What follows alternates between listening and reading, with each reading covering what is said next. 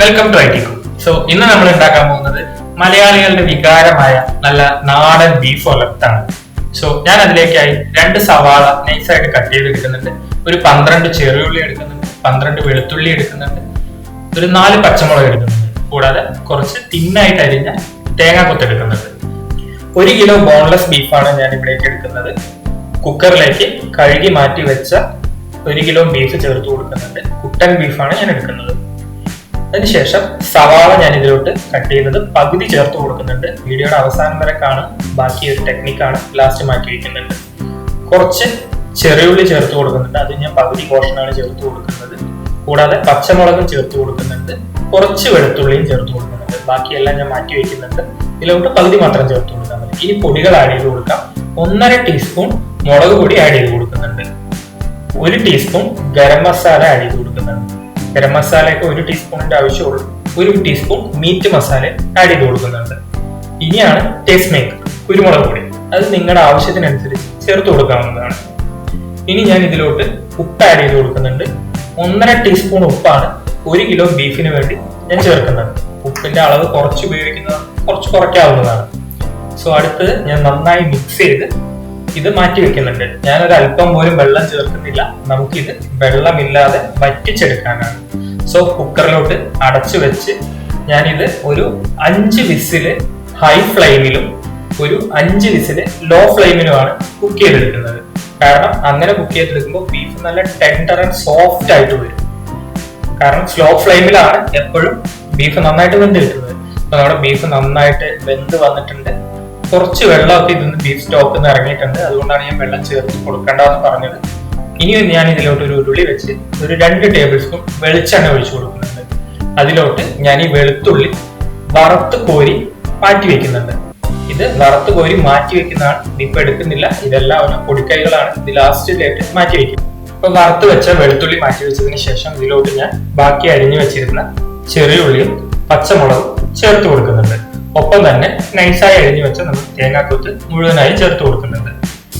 ഇതെല്ലാം ഒരുമിച്ച് ചേർത്തതിന് ശേഷം ഫ്ലെയിം ഒന്ന് മീഡിയത്തിൽ വെച്ച് നല്ല ബ്രൗൺ കളർ ആകുന്നത് വരെ നല്ല രീതിക്ക് വഴറ്റിയെടുക്കാവുന്നതാണ്.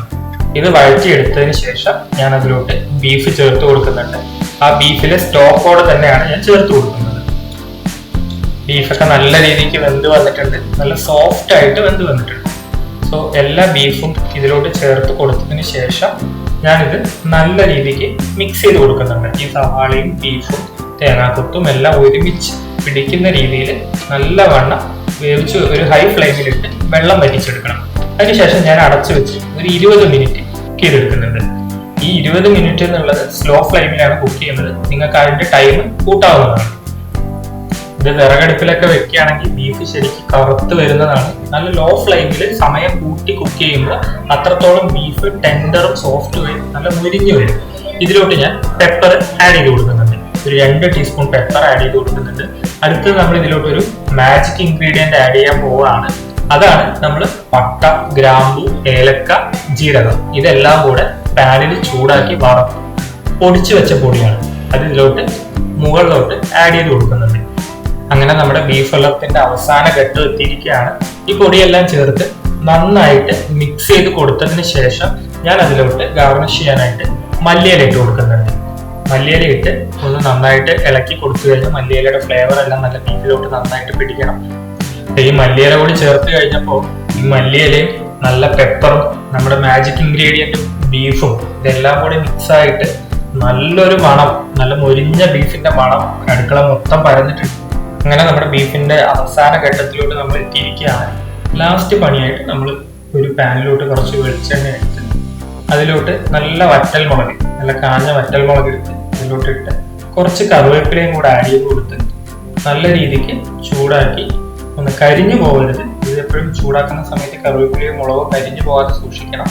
അപ്പൊ പെട്ടെന്ന് തന്നെ ഒന്ന് ഇളക്കി കൊടുത്ത് അതിലോട്ട് ആഡ് ചെയ്ത് കൊടുക്കാവുന്നതാണ്. നമ്മൾ ബീഫിലോട്ട് ഇത് ചേർത്ത് കൊടുക്കാം. ഇത് താളിച്ചതിന് ശേഷം ഇനി നമ്മുടെ അവസാനത്തെ ടിപ്പാണ്. നമ്മൾ വറുത്ത് കോരി മാറ്റി വെച്ചിരുന്ന വെളുത്തുള്ളി ഇതിലോട്ട് ചേർത്ത് കൊടുക്കുകയാണ്. വെളുത്തുള്ളി ചേർക്കുമ്പോൾ ഇതിലോട്ട് ഭയങ്കര ഫ്ലേവേഴ്സ് വന്ന് ഇതിലോട്ട് മിങ്കിൾ ആവും.